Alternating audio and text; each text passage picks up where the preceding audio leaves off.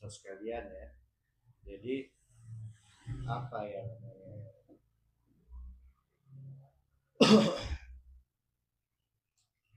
ya namanya perjalanan. Ini ada hal yang menarik. Ya, nanti kita kupas secara referensi, kemudian ilmiahnya di mana. Ya, tentang siapa dukun, siapa bukan dukun. Gitu. Seperti apa yang disebut dukun dan bukan dukun. Kan identiknya sama hal-hal gaib ya. Nah, itu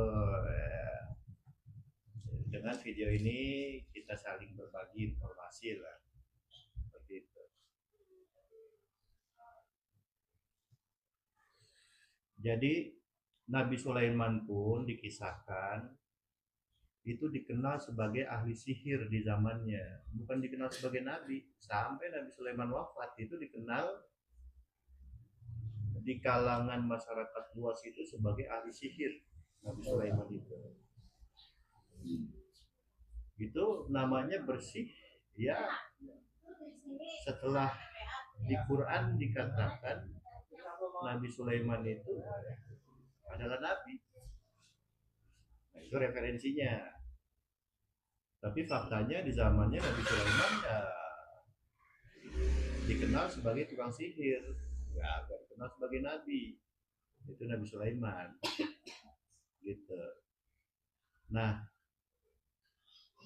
orang-orang yang bisa mewujudkan sesuatu ke alam fisika dari alam metafisika itu ada dua sumbernya.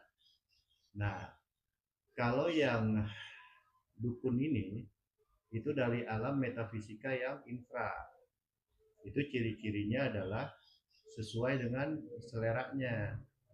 Misalkan ingin sembuh,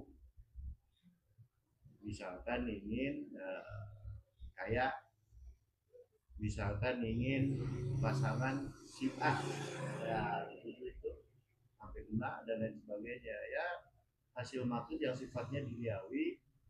Nah, di situ dia nggak punya nur atau unsur Tuhan yang membuat dimensi naik atau ultra. Nah itu begitu itu yang disebut dukun. Begitu mewujud ya itu ilmu kedukunan. Tapi yang ultra pun mirip-mirip seperti itu. Tapi bedanya yang memakai unsur Tuhan atau yang ultra ini dia sama sekali enggak atas keinginan dia gitu. Apapun hasilnya terserah Tuhan ya gitu gampang. Walaupun keinginannya spesifik, misalkan waduh lagi bokeh nggak punya duit, pengen punya duit gitu ya kan, atau sakit gitu ya kan, datang ke seseorang yang ultra nih. Nah ya yang obatin itu sembuh nggak sembuh bukan urusan saya, udah urusan Tuhan aja. Walaupun nyatanya hasilnya sembuh misalkan, itu benar-benar nggak merasa itu bukan dia gitu yang nyembuhin ya, seperti itu ya. Sangat tipis sekali memang bedanya. Makanya Nabi Sulaiman dikenal di zamannya itu bukan nabi tapi tukang sihir. Nah seperti itu, ternyata polanya sama. Memang namanya perjalanan Tuhan itu, kalau kata guru saya, just the same way, itu jalannya sama ya. Rata-rata ahli tarekat mengalami hal yang sama ya, dipanggil mbah, dipanggil duk. Saya pun begitu, padahal saya ganti juga kagak ibu gaib begitu kan, saya begitu kan. Atau bakal panggil mbah lah, saya bilang ya namanya di masyarakat kita bawa santai, kita bawa guyon kayak gitu, dan hati ya, gitu ya. Nah, itu pembahasannya ya. Ya silakan, apalagi ada lagi kira-kira. Nah, ini kawan saya di tarekat uh, Nasabandia Kijawat ya, namanya Bang Tony.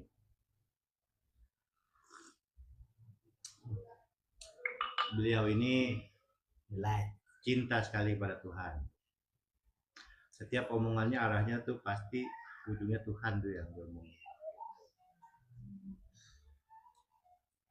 Ya mudah-mudahan benar-benar ketemu dengan Tuhan yang sebenarnya. ya yang sebenarnya ya. Yang sebenarnya itu bagaimana sih? Misalkan gini tuh yang sebenarnya saya ingin merasakan kopi yang dikasih tuh kopi sesuai selera kita, bukan kopi yang airnya kebanyakan misalkan atau dikasihnya teh manis. Kita pengen kopi, kita pengen Tuhan ya Tuhan beneran. Kita pengen kopi ya kopi beneran gitu. Cuman masalahnya banyak orang nggak tahu Tuhan itu tuh seperti apa sih. Nah kisi-kisinya yang hanya bisa membongkar Tuhan itu seperti apa, tentu yang sudah sampai, yaitu ulama yang hakul yakin. Nah, seperti itu ya. Jadi definisi Tuhan itu apa? Ya paling gampang untuk sekarang itu, di zaman sekarang itu mewakili seluruh disiplin ilmu. Tuhan itu adalah kausalitas dari seluruh objektivitas. Kausalitas itu kan artinya hukum sebab akibat. Objektivitas itu adalah pihak di luar diri kita. Jadi maksudnya apa? Kita menuju dia dengan seluruh hukum sebab akibat, tapi dia paling puncak. Nah itu Tuhan. Ya seperti itu. Itu bahasa ilmiahnya ya tentang Tuhan. Tapi bahasa mudahnya sampai Tuhan itu seperti apa? Kita lenyap. Bukan lenyap secara jasmani, tidak.